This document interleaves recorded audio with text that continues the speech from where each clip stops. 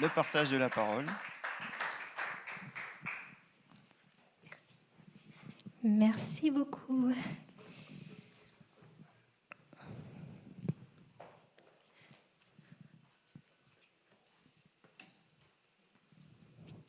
Vous allez bien? Yes.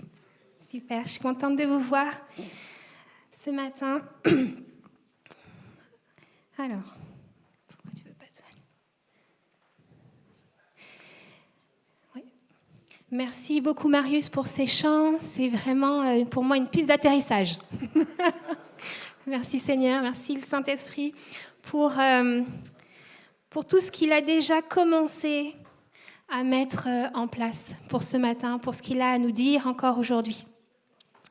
Alors, ce matin, mon mari me disait oh, on a une jolie chambre. Je suis vraiment bénie parce que je suis tombée dans une famille où les hommes sont bricoleurs. J'ai vraiment beaucoup de chance. Voilà, mon mari a hérité des dons de son grand-père et de son père. Donc moi, il suffit juste que j'ai une petite idée pour que quelques temps après, mon souhait soit réalisé. Ça, c'est vraiment une bénédiction. Mais quand il m'a dit ce matin, c'est joli, hein, t'as vu, j'ai refait le mur, j'ai peint le contour du Velux, je me suis arrêtée, j'ai pas exprimé ma joie pleine et entière, parce que mon cerveau a bugué sur quelque chose. À partir de quand dit-on que les travaux sont finis? Et là, il y a deux teams.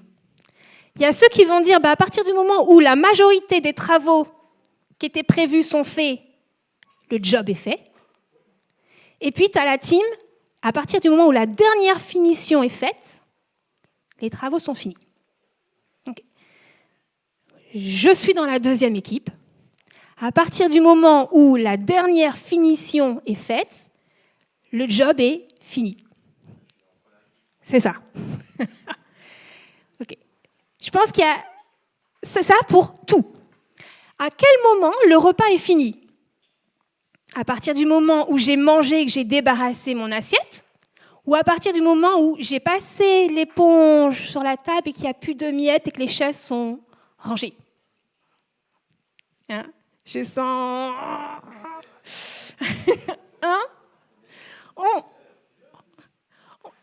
Il y a toujours cette petite tension en moi à partir du moment où l'activité n'est pas allée jusqu'à la fin, jusqu'au bout du bout, où je me dis, non, il y a un truc qui manque, quoi. J'ai ce goût d'inachevé. J'ai l'impression que je ne peux pas être complètement satisfaite si je ne suis pas allée jusqu'au bout du bout du bout. Je ne sais pas si vous êtes dans la même équipe que moi, mais c'est pareil lorsqu'on court. Alors moi, je ne cours pas, hein. Je ne fais pas comme Margot ou comme Jonathan, etc. Je ne fais pas de marathon, semi-marathon ou je ne sais trop quoi. Mais je pense que la course, on considère que la course est finie, Margot, lorsque on passe la ligne d'arrivée. Eh bien, c'est la même chose avec la vie chrétienne. À partir du moment où on n'a pas passé la ligne d'arrivée, on est censé encore courir. Et je me suis dit, ok, est-ce qu'il y a des obstacles dans ma vie, des choses qui m'ont fait trébucher, buter, qui fait qu'aujourd'hui, peut-être je suis soit en train de ralentir, soit en train de marcher, soit complètement arrêtée.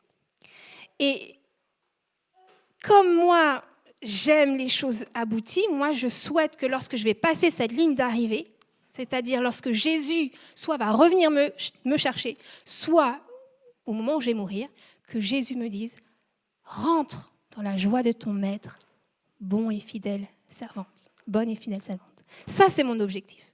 Mais est-ce qu'aujourd'hui, j'ai des choses qui font dans ma vie qui fait que je ne suis pas encore toute proche de cette ligne d'arrivée? Alors, si vous êtes comme moi, que vous aimez bien les choses finies, on va lire aujourd'hui le chapitre 12 du livre d'Hébreux. Hébreux, chapitre 12. Ce chapitre-là, c'est Dieu qui nous donne 6 recommandations pour pouvoir finir correctement la course. Si vous avez envie de passer un palier dans votre vie personnelle avec Dieu, dans votre relation avec Dieu, vraiment, je vous invite à prendre des notes, de prendre les 6 points pour que cette semaine, vous puissiez peut-être chaque jour demander au Saint-Esprit, OK, où est-ce que j'en suis sur ce point-là? Est-ce que j'ai encore quelque chose, en fait, à changer, à transformer? Ou est-ce que celui-là, ça va? OK? À la fin, vous aurez un slide où il y aura les 6 points résumés. On va lire donc le chapitre 12, on va lire les 2 premiers versets. Nous donc aussi, puisque nous sommes entourés d'une si grande nuée de témoins, rejetons tout fardeau et le péché qui nous enveloppe si facilement et courons avec persévérance l'épreuve qui nous est proposée. Faisons-le en gardant les regards sur Jésus qui fait naître la foi et l'amène à la perfection. Ici, l'auteur reprend la même image que dans Romains, la même image que Paul. Il compare la vie chrétienne à une course dans un stade et il nous invite à réaliser cette course. À partir du moment où tu as dit « Ok, Jésus, je comprends ce que tu as fait pour moi, je désire te suivre », l'arbitre, le Saint-Esprit, a tiré en l'air, ta course a démarré. Que tu le veuilles ou non, la course, elle a commencé pour toi.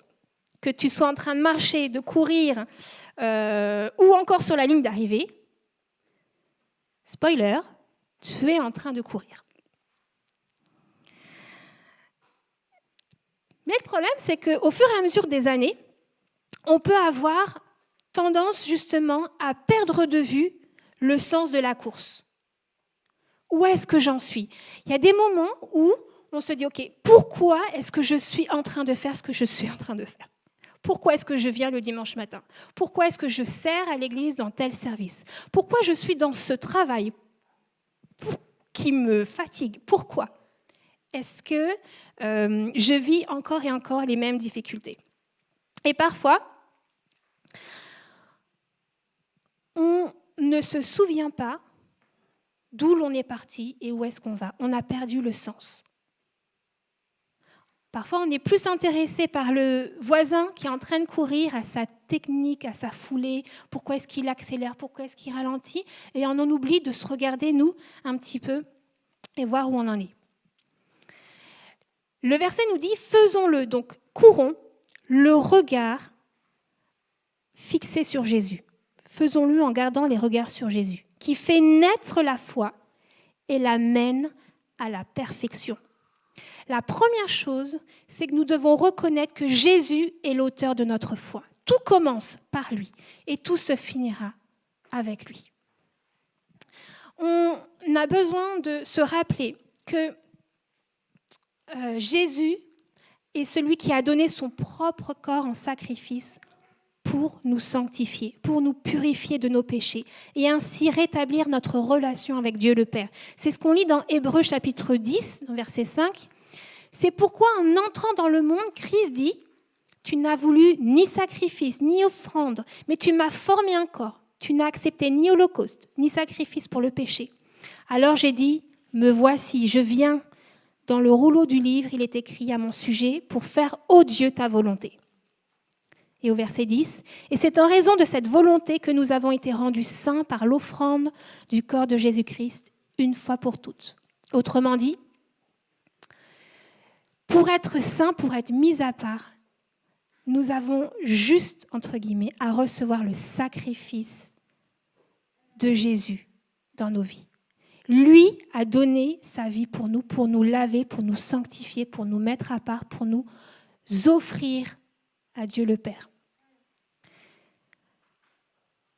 On n'a rien à faire, on n'a aucune œuvre à faire, rien à réaliser pour recevoir ce don gratuit.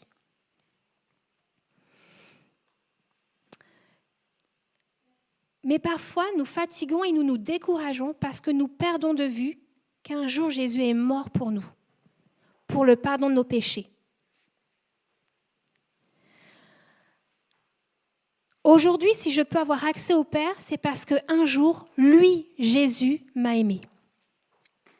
Si aujourd'hui je peux parler et appeler Dieu mon Père, c'est parce que l'Éternel m'a voulu proche de lui, pardon. Il nous veut sur son cœur, il nous veut à côté de lui, il nous veut pour l'éternité avec lui. Et pour ça, il a dû traiter la question du péché. Son fils Jésus a accepté de mourir, de donner son corps en sacrifice pour le pardon des péchés.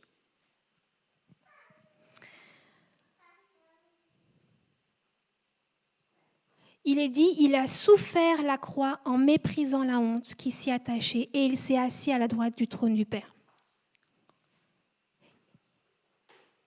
Lui qui était parfait, lui qui était saint, a accepté d'avoir un corps mortel, charnel, pour venir vivre dans notre condition humaine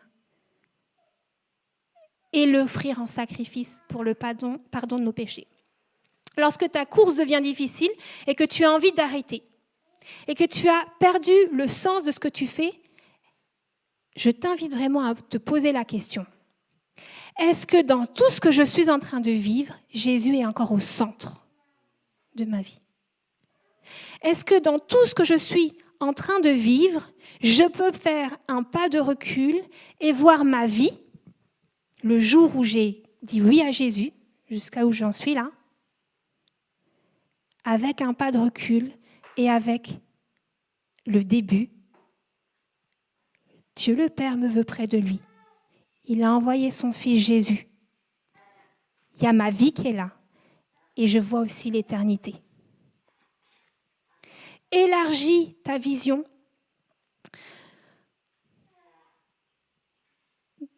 Décentre-toi de ce qui est difficile pour toi aujourd'hui. Prends du recul pour pouvoir non seulement voir ce que tu vis aujourd'hui, mais aussi l'origine, Jésus, qui te donne accès au Père et qui va revenir un jour soit te chercher, soit t'accueillir dans la gloire céleste lorsque tu mourras. Et vous voyez, moi, il y a quelques années en arrière, on a rencontré Monsieur et Madame Toumieux. C'était un moment, ce sont des missionnaires au Sénégal. Et moi, j'étais à cette époque-là dans ma classe et ça, j'avoue que c'était un peu compliqué. Et je vais voir cette personne, cette femme. Cette femme, elle est inspectrice des inspecteurs de l'éducation nationale du Sénégal. Okay, moi, je suis une petite enseignante. Donc, je vais voir cette dame-là. Et je lui dis, on a à cœur un jour d'aller en Afrique et puis de pouvoir servir Dieu. Et avec un peu cette idée, ok, je m'ennuie un petit peu dans ma classe, quoi. En gros, tu vois, j'ai l'impression de ne pas être au bon endroit. Et là, elle me dit, en fait, Sarah, tu as un objectif, ok, mais considère ta classe comme ton champ missionnaire. C'est-à-dire que là où Dieu t'a placé, tu peux déjà travailler comme si tu étais sur un champ missionnaire pour Dieu. Tu représentes Dieu. Tu as sous ton autorité 30 enfants. Comment tu vas en prendre soin? Qu'est-ce que tu vas investir? Qu'est-ce que tu vas semer en eux pour leur vie? Je fais OK. Et du coup, ça m'a aidé à élargir ça m'énerve. À l'échelle de l'éternité. Ok, j'ai 30 âmes devant moi. Qu'est-ce que j'en fais aujourd'hui? Prends du recul, élargis ta vision. Ne reste pas limité à tes circonstances actuelles. Et n'oublie pas que ce que tu vis est compris entre le désir du Père de t'avoir près de son cœur en passant par la croix et en allant jusque vers l'éternité. La deuxième recommandation que nous fait ce texte, c'est en gardant les yeux, les regards sur Jésus, qui est le modèle de la souffrance. Alors ça, on n'aime pas beaucoup, la souffrance. On lit au verset 2 et 3. En échange de la joie qui lui était réservée, Jésus a souffert la croix en méprisant la honte qui s'y attachait, et il s'est assis à la droite du trône de Dieu. Pensez en effet à celui qui a supporté une telle opposition contre lui de la part des pécheurs, afin de ne pas vous laisser abattre par le découragement. Vous n'avez pas encore résisté jusqu'au sang dans votre combat contre le péché. La deuxième recommandation de Dieu est non seulement de reconnaître que Jésus nous a justifiés et rendus capables d'entrer dans la présence, mais nous devons continuellement garder à l'esprit toutes les souffrances qu'il a acceptées de vivre pour que nous puissions être dans cette intimité avec le Père. Jésus, au plus profond de ta détresse, veut que tu saches que lui-même a vécu la détresse. Qu'il a vécu cette détresse intérieure au point de suer des gouttes de sang, d'accepter l'humiliation, d'accepter le mépris, d'accepter d'avoir été torturé, d'avoir accepté le châtiment qui était le plus honteux de l'époque, le plus cruel, pour que toi, tu prennes conscience qu'il a souffert et qu'il est capable de souffrir, de compartir avec toi dans ce que tu vis, dans ton quotidien. Il a été obéissant, il a appris l'obéissance dans la souffrance. Il a été rendu capable de compatir à tes propres souffrances. Tu vois, dans cette image de tout à l'heure de coureur, le texte dit que nous sommes entourés d'une nuée de témoins. C'est comme si nous courions dans un stadium et que toutes les personnes qui sont dans les gradins, ce sont les témoins. C'est qui les témoins ? Eh bien, quand on lit le chapitre juste avant, chapitre 11 de Hébreux, ce sont tous les héros de la foi. Abraham, David, Jacob, tout cela sont... Imagine-toi, tu es en train de courir pour finir ta course et là, tu as Abraham qui dit « Vas-y !» Tu as David qui dit « Regarde pas le Goliath qui est devant toi, regarde à Dieu !» Toutes ces personnes qui ont un nom pour nous, mais aussi toutes celles qui n'en ont pas, toutes celles qui ont été persécutées, torturées, clouées à la croix, lapidées pour le nom de Jésus et qui sont là, qui t'encouragent à persévérer, à continuer ta course jusqu'à la fin. Certaines de ces personnes ont eu la réalisation de leurs promesses. Dieu leur avait fait des promesses, ils l'ont vu de leurs yeux. D'autres, il est écrit, vous relirez à la fin du chapitre 11, ne l'ont vu qu'en esprit. Abraham était le père d'une multitude. Il a vu 2 enfants. Et aujourd'hui, on est des milliers, des millions. Et ça, pour moi, c'est un encouragement. Lorsque la vie chrétienne devient difficile, oui, parce que la vie chrétienne normale comprend la souffrance. Si on vous a vendu une vie chrétienne sans difficulté, c'est un mensonge. C'est faux. Et c'est ce que le diable va surfer dessus pour amener de la frustration, de l'amertume, de la colère contre Dieu. C'est faux. Jésus a appris l'obéissance par la souffrance. Alors pourquoi nous passerions à côté de ça ? Si nous avons une vie engagée avec lui, alors les difficultés, la souffrance viendront aussi avec. Et si ce n'est pas le cas, eh bien, ça pose question. Et je laisse la question ouverte.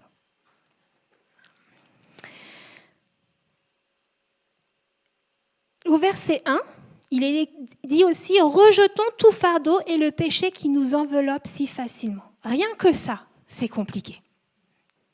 Rejeter le fardeau que l'ennemi veut te faire porter, la culpabilité, la honte, le découragement, toutes ces choses-là. Rejeter le péché qui nous entoure si facilement. Tout ça, rien que ça, nous fait dire que la marche avec Dieu peut être difficile. peut amener de la souffrance. Ça demande de combattre nos pensées qui sont peut-être alimentées par le monde. C'est de pouvoir les rejeter. C'est de pouvoir faire des choix qui soient radicaux dans notre quotidien, dans notre vie. Ça veut dire aller à contre-courant. Ça veut dire être prêt à avoir des personnes qui te jugent, qui te méprisent en fonction de ta foi, de ton positionnement face à Dieu. Ça demande de faire complètement confiance à Dieu, au point que tout ce que tu possèdes, ce soit seulement Jésus. Est-ce qu'on peut arriver à ce point-là ? Ne plus considérer la jolie maison, le joli appartement, la voiture, etc., mais que la seule chose qui ait de la valeur, ce soit Jésus. Ça, c'est ce que le Seigneur nous demande. Dans ta souffrance, garde tes regards sur Jésus. Recherche Jésus. Cherche une relation vivante avec Jésus-Christ.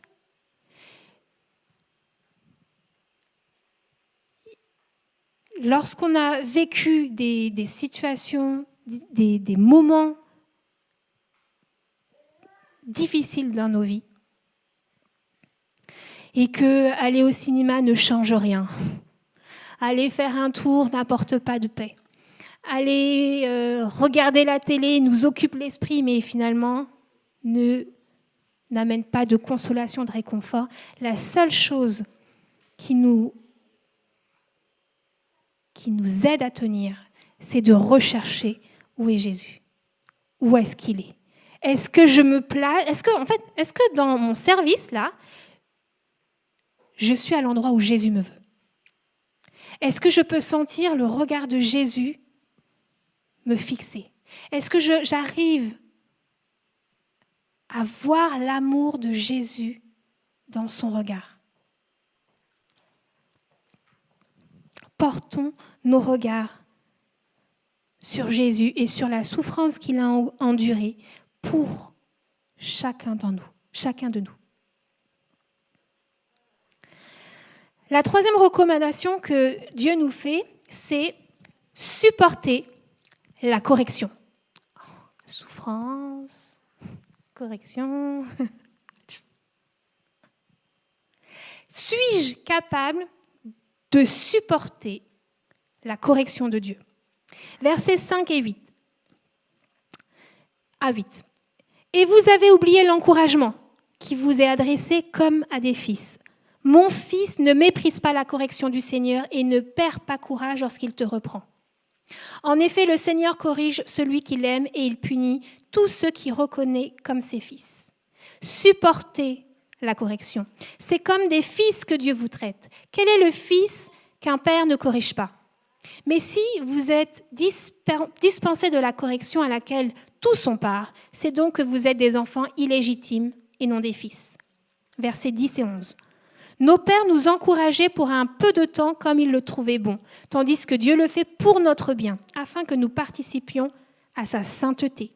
Certes, au premier abord, toute correction semble un sujet de tristesse et non de joie, mais elle produit plus tard, chez ceux qu'elle a ainsi exercé, un fruit porteur de paix, la justice. Alors, on aime chanter, on disait tout à l'heure, on aime chanter « Je suis enfant de Dieu ». Mais si on aime chanter ça, et si Dieu se présente comme un père, alors il va aussi agir conformément à son rôle de père. Et la correction fait partie du rôle du papa, du père.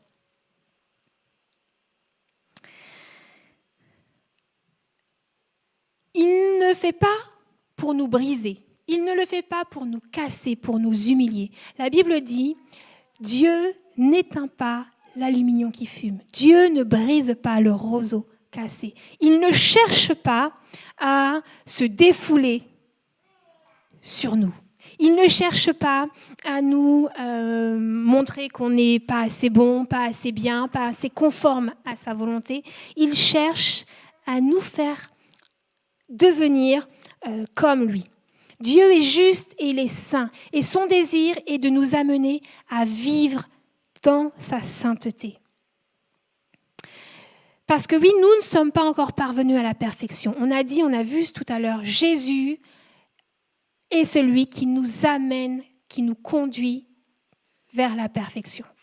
Il est le début et il nous conduit jusqu'à la perfection, c'est-à-dire jusqu'au jour où on sera pleinement en lui, où il sera en nous, dans le royaume de Dieu. Alors, durant ce temps, sur terre, et oui, nous avons encore une marge de progression. Nous avons la responsabilité de laisser le Saint-Esprit faire son œuvre de sanctification en nous. Notre responsabilité, c'est de pouvoir identifier toutes les occasions que Dieu utilise pour nous corriger, pour nous montrer où on a fait une erreur. Sauf que si on n'identifie pas que le Seigneur est en train de nous corriger, de nous redresser, corriger, c'est remettre droit, eh bien, si on n'identifie pas ces moments, on ne prend pas conscience qu'on a fait une erreur, donc on va continuer à faire les mêmes erreurs. Et on va reproduire continuellement, peut-être dans d'autres circonstances, les mêmes erreurs. Et on va dire, c'est toujours pareil, ça finit toujours comme ça. Les autres me reprochent toujours la même chose, où il se passe toujours les mêmes. C'est toujours la même fin avec tout le monde.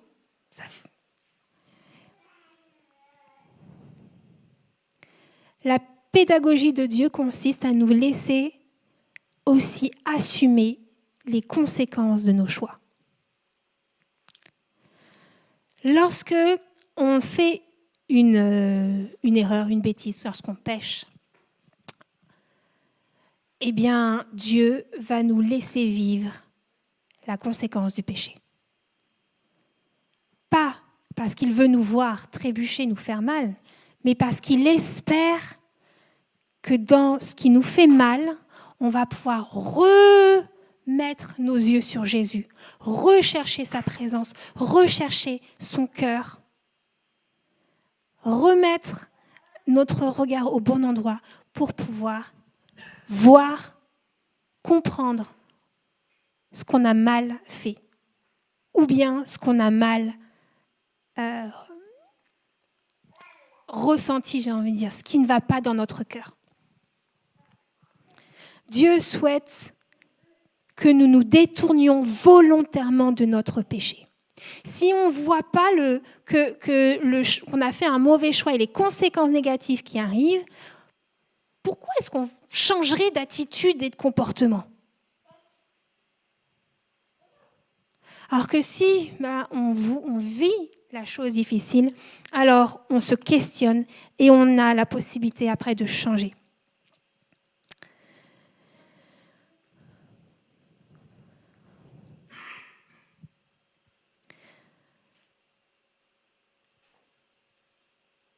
Si Dieu ne nous corrige pas, on ne peut pas progresser. Chaque parent, ici sur Terre, on essaye de faire de notre mieux. On réussit peut-être pas toujours, on réussira peut-être pas toujours, mais en tout cas, avec ce qu'on a reçu de nos parents, avec tout ce qu'on a pu se renseigner sur les livres qu'on a lus, les conseils qu'on a reçus, on va essayer de faire au mieux pour élever des enfants. On va faire comme on peut et du meilleur possible qu'on puisse le faire. Mais Dieu, lui, il le fait, il nous corrige toujours pour notre bien, toujours de manière juste, droite, précise. Accepter que Dieu nous corrige, même lorsqu'il utilise d'autres personnes. Et parfois, c'est difficile. Moi, quand je me suis rendu compte que je n'étais pas parfaite, ça fait mal. J'arrive pas à faire les choses exactement comme je les ai pensées. Ça m'énerve. Et qu'est-ce qu'il fait, Dieu, quand je me rends compte de ça ? C'est qu'il remet mon cœur au bon endroit. Il me dit, là, tu pèches par orgueil, ma fille. Tu n'es pas parfaite. tu as besoin de moi. Et tu as besoin de ton mari qui te dise que tu n'es pas parfait. Parfait. Dieu veut nous redresser pour nous faire progresser, pour nous amener plus loin. Alors, est-ce que là, le Saint-Esprit te met le doigt sur quelque chose? Veut-il attirer ton attention sur un domaine dans ta vie qu'il a envie de corriger, de redresser en toi? Identifie la correction de Dieu dans ta vie. Et accepte que Dieu corrige ce qu'il aime. Il t'aime, donc il souhaite que tu puisses progresser. Et des fois, on a besoin de la vision de quelqu'un d'autre. Quand on est trop focalisé sur notre problème, là, on a besoin de quelqu'un qui se trouve un petit peu à côté. À qui tu peux dire, ok, voilà ce qui se passe avec telle personne, c'est compliqué, nanana. Qu'est-ce que toi tu en penses? Est-ce que tu penses que Dieu, là, voudrait me dire quelque chose? C'est dur, hein? C'est dur, mais ça peut être salutaire. Et je vous encourage en tout cas, si vous vivez plusieurs fois la même situation, à aller voir quelqu'un et pour juste lui demander son avis. Est-ce que tu penses que là, Dieu est en train de me dire quelque chose? La quatrième recommandation que Dieu nous dit, c'est fortifiez vos mains et vos genoux. Versets 12 et 13. Fortifiez donc vos mains défaillantes et vos genoux flageolants, et faites des voies droites pour vos pieds, afin que ce qui est boiteux ne se démette pas, mais plutôt soit guéri. Et là encore, ce verset-là, il me montre que je ne suis pas une machine. C'est-à-dire qu'à un moment donné, je peux faiblir, je peux avoir mes mains là, j'en ai marre de faire tel ou tel service, tel ou tel effort, tel ou tel travail. Flageolant, ça veut dire que je titube, j'ai plus de force, j'ai plus envie, et puis je commence à zigzaguer. J'ai changé de travail au mois d'octobre, et alors c'était compliqué parce que de septembre à fin octobre, c'était les mois et demi, il y avait un mois et demi, 2 mois, de formation. Donc, on me prend de ma classe, j'étais d'accord, hein, et on me met dans un autre poste. Et j'arrive juste au moment où toute la machine se met en marche, c'est-à-dire où il va y avoir toutes les réunions, tous les rendez-vous, tous les dossiers à monter, et des dates butoirs 2 mois après, donc un moment où je suis censée être performante. Donc évidemment, j'apprends un nouveau travail, mes horaires changent complètement puisque je passe de 80% à 120%. Et du coup, il y a mes mains qui... Voilà, la charge de travail augmentant, mes mains commencent à trembler. J'en peux plus. Oh, j'ai marre, mais qu'est-ce que je fais là? Pourquoi j'ai changé de travail?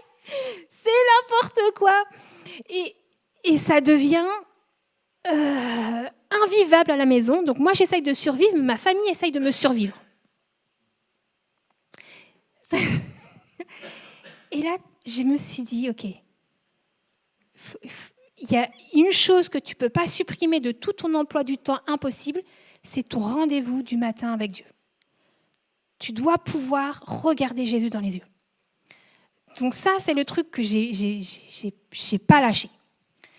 Et j'ai commencé à me souvenir de prophéties que j'avais eues 6 mois auparavant lors de mon voyage en Argentine, là où sont Pascal et Lida en ce moment. Enfin non, ils sont dans l'avion, ils arrivent. Et j'avais eu des paroles très spécifiques en disant, ok, je te vois dans une grande maison avec plein d'orphelins. Et Dieu te donne une grâce particulière pour cette maison-là.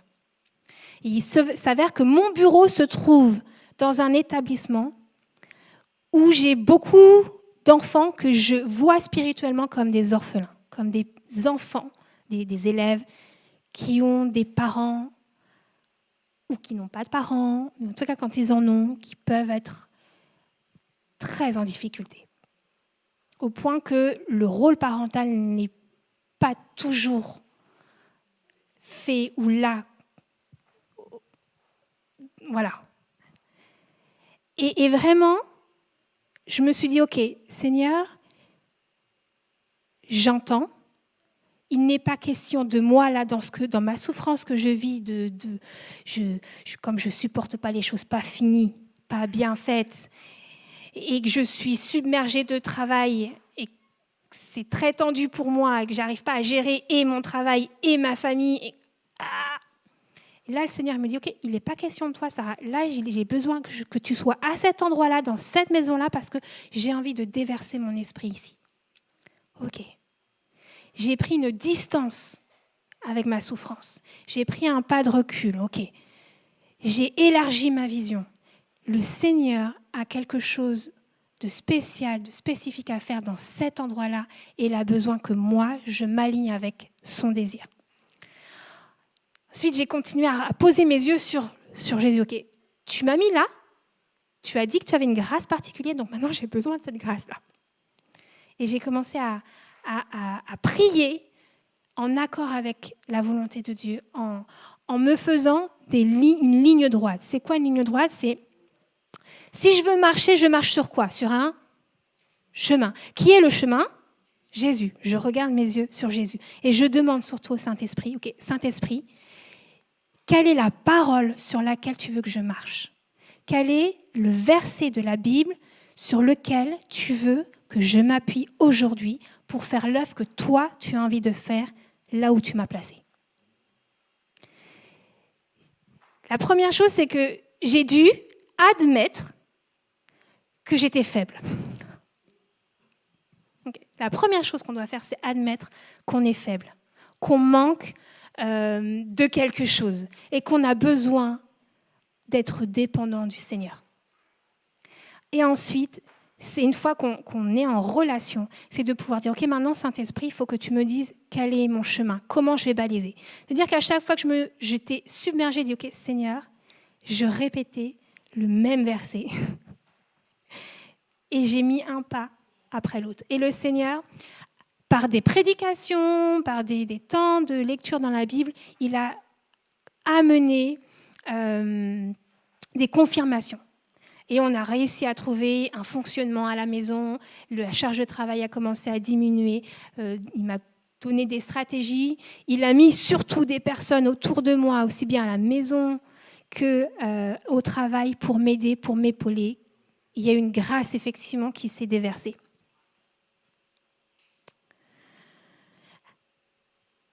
L'humilité ouvre la porte à la grâce. Reconnais tes limites et continue d'avancer selon ce que Dieu dit de toi et non selon tes propres capacités. Ça, c'était la 4e recommandation. La 5e, rechercher la paix et progresser dans la sanctification. Alors, celle-ci, on va la lire. Verset 14, recherchez la paix recherchez la paix avec tous et la progression dans la sainteté. Sans elle, personne ne verra le Seigneur. Ah bon ? Ma relation avec Dieu dépend de la personne qui est à côté de moi ? Marcher dans la sanctification. Alors oui, on est mis à part. Jésus a payé le prix, mais j'ai quand même quelque chose à faire. Mes relations avec les autres sont importantes et sont liées aussi à ma capacité à voir Dieu. Ça se complique. Parce que autant je peux me gérer moi, et encore, ça peut être compliqué de temps en temps, mais en plus, moi, je dois aussi gérer mes relations avec les autres. On va développer. Le texte grec, donc le mot rechercher, dans le texte grec, ça peut aussi se traduire par poursuivre activement, faire tous ses efforts pour être en paix avec les autres. Il ne s'agit pas donc d'une attitude complètement passive, mais que nous sommes appelés à nous engager intentionnellement dans la recherche de la paix et de la sanctification.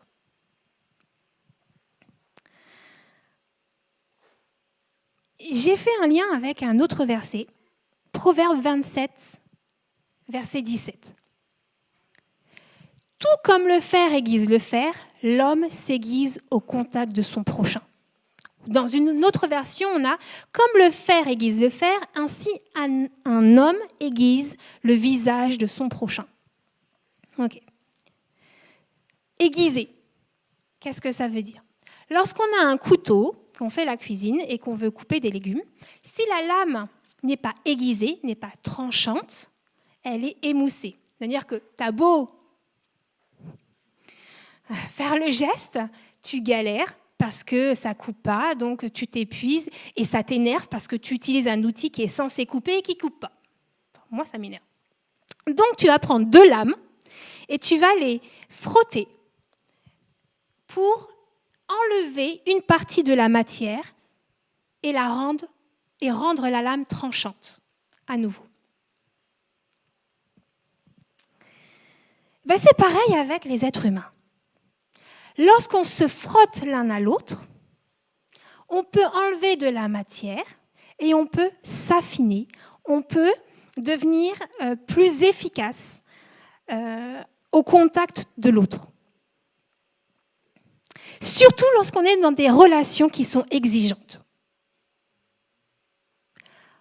En général, en tant qu'époux et épouse, on a certaines exigences. Et donc là, c'est là où ça vient frotter régulièrement. Pour enlever justement tous ces aspects de notre personnalité qui sont abrupts, qui sont un peu piquants.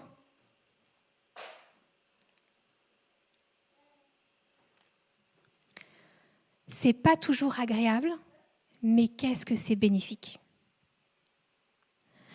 Aucun croyant ne peut se développer durablement sans être au contact d'un autre croyant.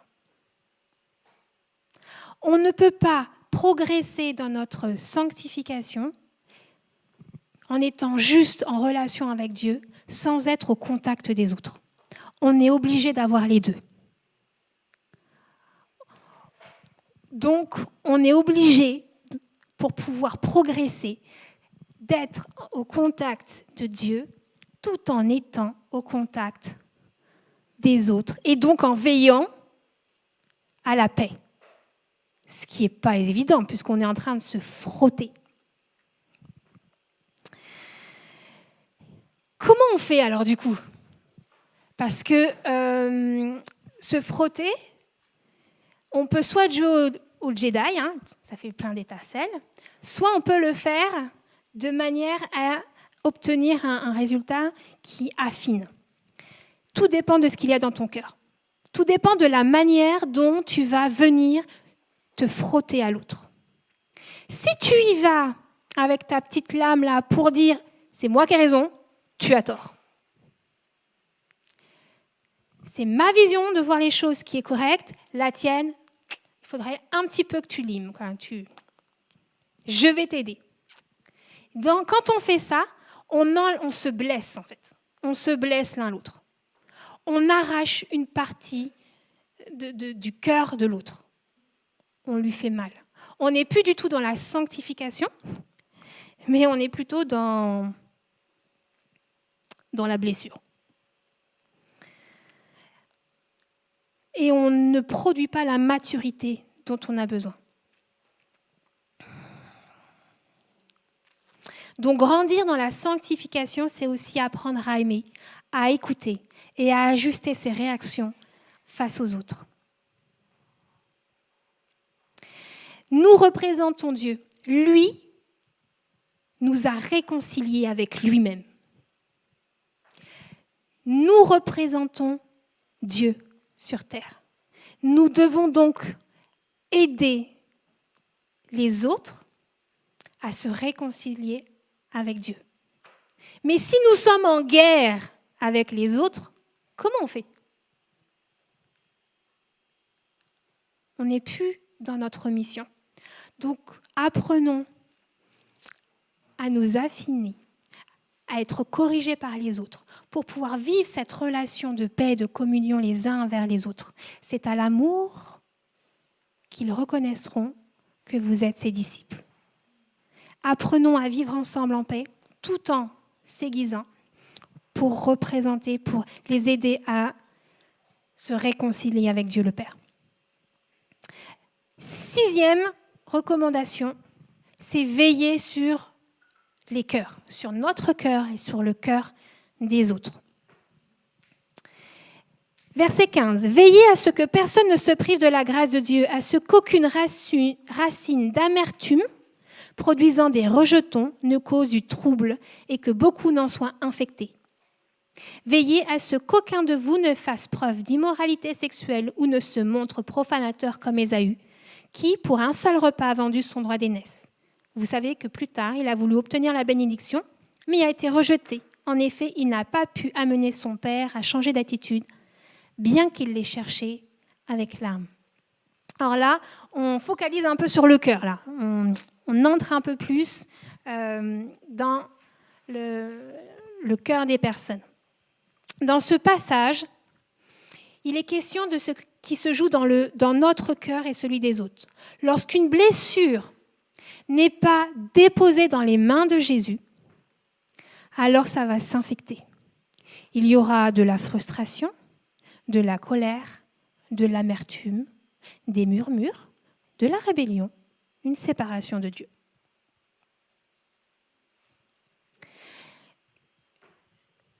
Cette amertume, elle commence à s'enraciner progressivement.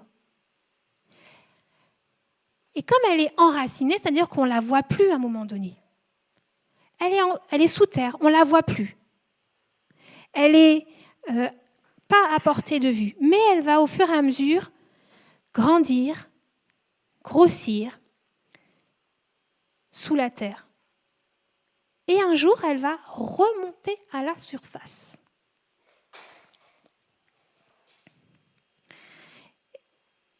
L'amertume,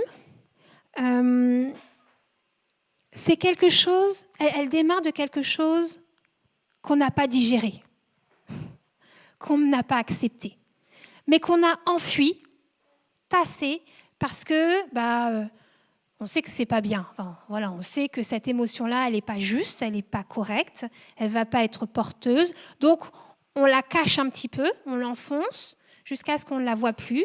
Et puis, on fait comme si de rien n'était. C'est comme quand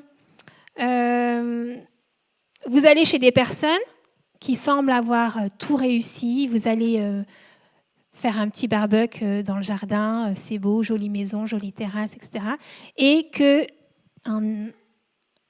vous trébuchiez sur une dalle qui a été légèrement relevée. Si une dalle se lève, c'est que la racine, elle est mastoc quand même. Si elle est assez grosse et assez forte pour soulever une dalle, c'est qu'elle est là depuis très longtemps et qu'elle a pris de l'ampleur. Et si on la nourrit bien, par d'autres événements qui vont nous frustrer, qui vont nous attiser cette amertume, faire grandir, il va y avoir une petite tige qui va pousser. Et puis un jour, ça va faire un joli tronc. Et puis y avoir des fruits un jour. Et si vous êtes là, dans votre service par exemple, et que quelqu'un qui, au bénéfice de votre service, mange ce fruit et trouve qu'il y a un goût amer, on peut se demander d'où est-ce qu'elle puise sa force. Je vous donne un petit exemple. J'ai regardé une vidéo de Dan Luyten un jour qui témoignait sur un peu sa carrière, c'est pas trop ça, mais qui était interviewé et il parlait de son parcours. Et donc, il a fait plusieurs CD. C'est quelqu'un qui chante très bien, c'est un très bon musicien, des beaux arrangements, enfin voilà, hein, très bien. Et en fait, il disait, un jour, Dieu m'a dit, tu me voles ma gloire. C'est chaud quand même, non ? Dieu lui dit, tu me voles ma gloire. Pourquoi ? Parce qu'il a grandi dans une famille, je crois, de musiciens. Et en fait, pour exister, pour avoir une place, il a fallu... Enfin, lui s'est dit, il faut que je fasse ma place. Donc, il a commencé à chanter, à jouer du piano, et puis il aimait bien que tout le monde vienne chanter autour du piano, et puis avoir un beau rôle. Et puis il a commencé à faire ce qu'il fallait. Et un jour, Dieu lui a dit, tu me voles ma gloire. Parce que là, tu n'es pas en train de chanter pour me louer, pour m'honorer, pour me glorifier. Tu es en train de chanter, de jouer pour recevoir, pour être quelqu'un. Et ça l'a anéanti, entre guillemets, dans la croyance de qui il pensait être et pourquoi il faisait les choses. Et il a complètement changé. Et à partir de ce moment-là, en fait, tout a été remis en question. Dieu l'a corrigé dans son identité, lui a redonné une valeur. Enfin, il n'a pas besoin de chanter, de faire tel ou tel CD pour être aimé de Dieu. Il est aimé de Dieu. Et il a commencé à faire des CD pour glorifier Dieu, pour le bénir. Et on est au bénéfice de son ministère aujourd'hui. Et voilà, je trouve ça... je trouve que c'est un beau témoignage et qui nous permet aussi, nous, de nous dire, OK, pourquoi je suis en train de faire ce que je suis en train de faire ? C'est comme si... Je prends un autre exemple, je reste dans ce domaine-là, mais une personne qui chante bien, etc., monte une chorale, mais qu'au contact des autres, elle était tellement cassante que les personnes qui chantent sont complètement découragées, détruites de l'intérieur. Je veux dire, les fruits là, ils sont amers. Pourtant, elle est dans son don. Il se peut qu'elle soit en train de faire les œuvres préparées d'avance.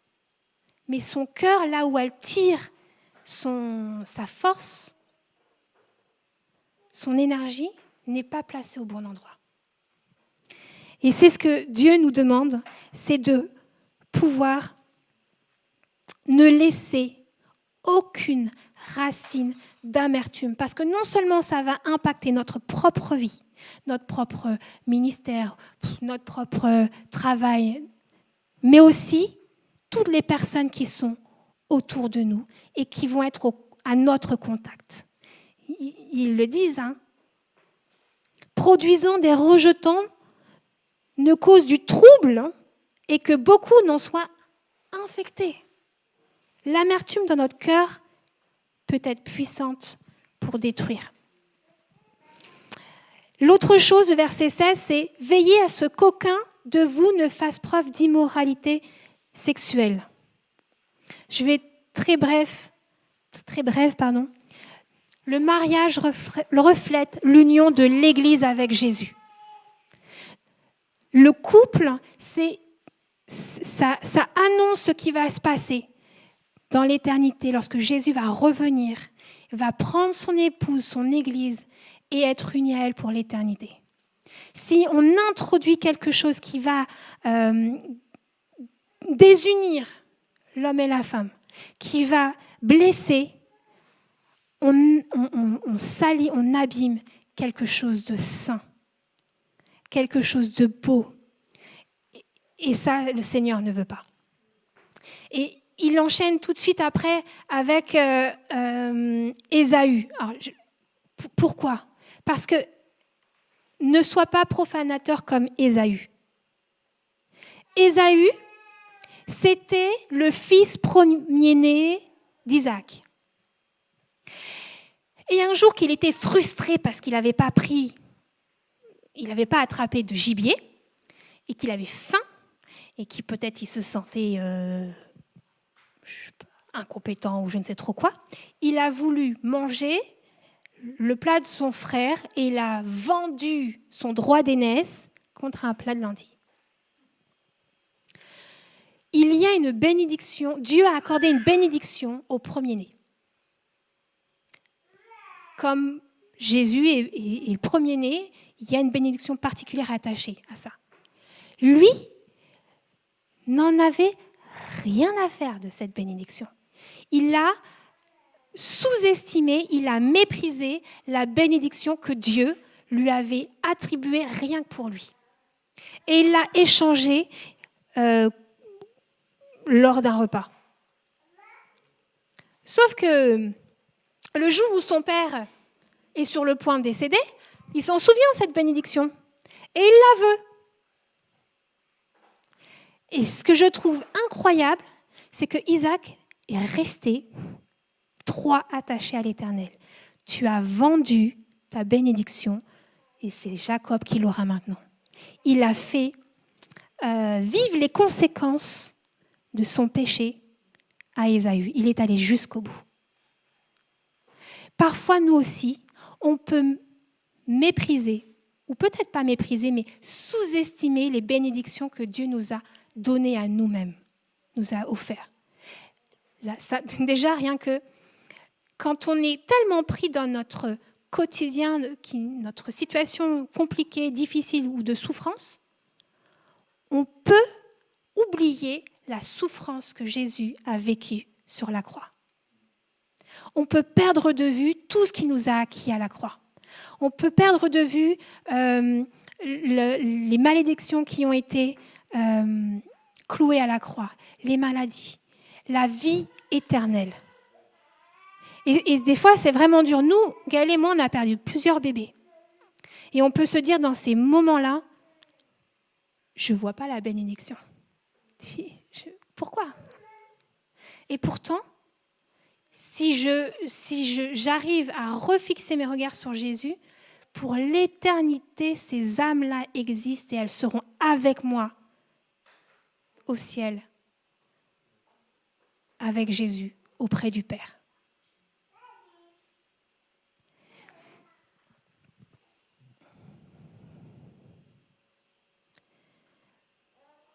Dans nos souffrances, on peut perdre de vue la bénédiction. Élargissons notre regard, fixons nos yeux sur Jésus, acceptons la correction de l'Éternel. Acceptons que l'autre peut être utilisé par Dieu pour nous affiner, pour nous redresser, pour nous remettre sur le droit chemin. Admettons que nous avons besoin de Dieu, besoin des autres. L'Éternel veut être en communion avec nous. Et je ne l'ai pas mis, mais à la suite, vers la fin du chapitre 12, il est question d'Israël. Israël a connu des actes miraculeux de puissance en sortant d'Égypte. Il a connu les 10 plaies d'Égypte. Il a traversé une mer à pied. Mais la seule chose sur laquelle il s'arrête, c'est qu'il est dans le désert. Est-ce que notre foi dépend des bénédictions que Dieu nous donne ?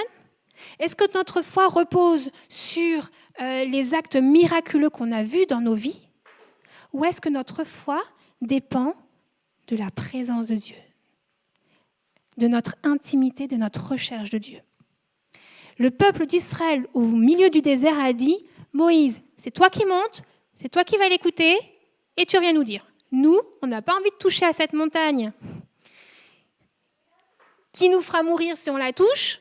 Vas-y toi, et tu reviens nous dire. » C'est pas ce que le Seigneur veut. L'Éternel s'intéresse effectivement au résultat, c'est-à-dire que tu finisses ta course. Mais il s'intéresse aussi au processus, au chemin par lequel tu vas passer. Et il veut t'accompagner dans chacune de ces étapes. Il veut que tu puisses, veiller sur ton cœur. Ce qu'il y a dans ton cœur va déterminer l'endroit où tu vas aller, va déterminer ton avenir. Le Saint-Esprit est cette voix qui nous avertit lorsque notre cœur se renferme, notre cœur se ferme. Si nous ignorons ces signaux, nous finirons par tolérer ce qu'autrefois on ne tolérait pas. On va commencer à laisser entrer le péché. Mais on sait qu'une fois le péché consumé, c'est la mort, c'est la séparation d'avec Dieu qu'il y a au bout. Alors, vérifie les dispositions de ton cœur. Veille sur ton propre cœur. Et parce que Dieu a fait de nous une famille, alors veillons aussi au cœur des autres. Posons la question, comment va ton cœur aujourd'hui ? Comment va ton cœur ? Où est-ce que tu en es ? Est-ce que je peux t'aider ? Non pas pour dominer, non pas pour avoir une emprise, pour contrôler, mais pour servir, pour proposer. As-tu besoin qu'aujourd'hui je puisse t'offrir mon aide ?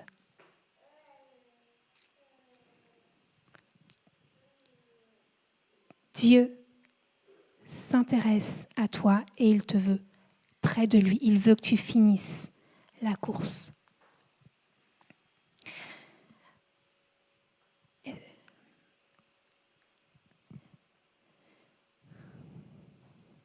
Est-ce que tu peux mettre la dernière, s'il te plaît ? Merci, c'est un peu petit. Alors cette semaine, on va prier, mais juste avant de prier, cette semaine que vous puissiez avoir un temps avec le Saint-Esprit, qu'il puisse avoir accès à votre cœur, à votre vie, que vous puissiez lui poser la question sur ces 6 recommandations que tu me fais. Est-ce que je dois élargir ma vision ? Est-ce que je dois rechercher tes yeux, Jésus ? Est-ce qu'il y a une correction que je dois identifier ? Est-ce qu'il y a une faiblesse que je dois admettre et une vérité dans laquelle je dois marcher ? Est-ce que dans telle relation, tu es en train de m'affiner ? Est-ce qu'il y a dans mon cœur quelque chose qui est à changer, à déraciner ? Vous puissiez vraiment prendre ce temps parce que l'Éternel veut que vous finissiez la course. Peut-être qu'il y a un blocage, peut-être qu'il y a un point d'achoppement. Je veux vraiment que le Seigneur puisse vous montrer. Et on va prier.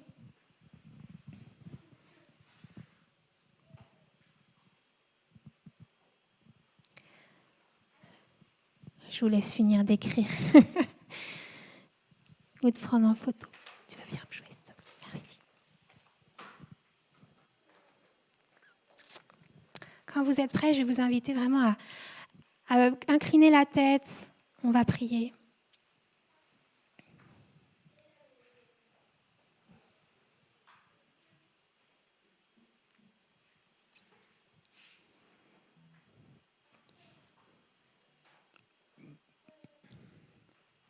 Amen.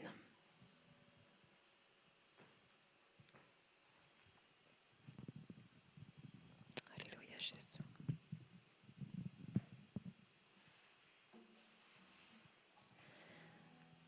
Est-ce que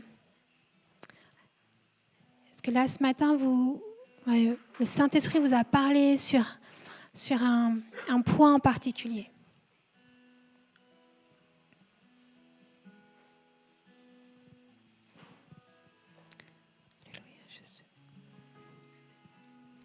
Seigneur Jésus, je veux vraiment te remercier parce que tu es mort à la croix pour nous mettre à part pour Dieu le Père. Tu nous as permis, par ton sang qui a coulé sur la croix, de nous laver de nos péchés, de notre nature pécheresse. En mourant à la croix, tu nous as ouvert le chemin pour aller dans les bras de Papa, du Père Céleste. Merci.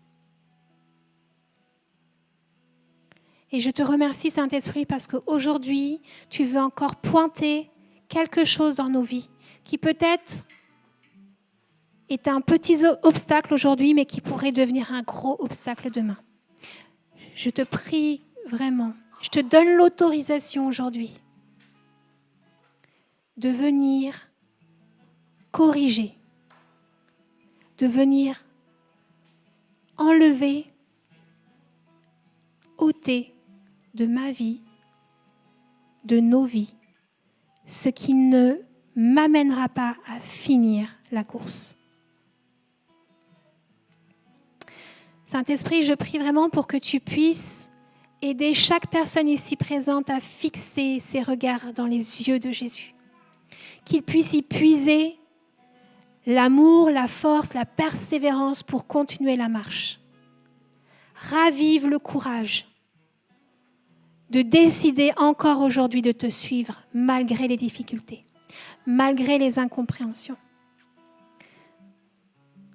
Je prie vraiment pour que ton amour puisse envahir chaque cœur pour réparer, pour guérir, pour relever, pour remettre en marche. Apprends-nous l'humilité. Apprends-nous, Seigneur, à dépendre complètement de toi. Apprends-nous, Seigneur, à renoncer au péché et à te choisir toi. Donne-nous les voies droites sur lesquelles marcher, Saint-Esprit. Fortifie nos genoux. Merci. Merci pour tout ce que tu mets en place, Père Céleste, pour que nous puissions parvenir à finir cette course. Merci d'envoyer vraiment ton amour et envahir les cœurs, envelopper de tes bras d'amour, de fortifier maintenant dans le nom de Jésus. Amen.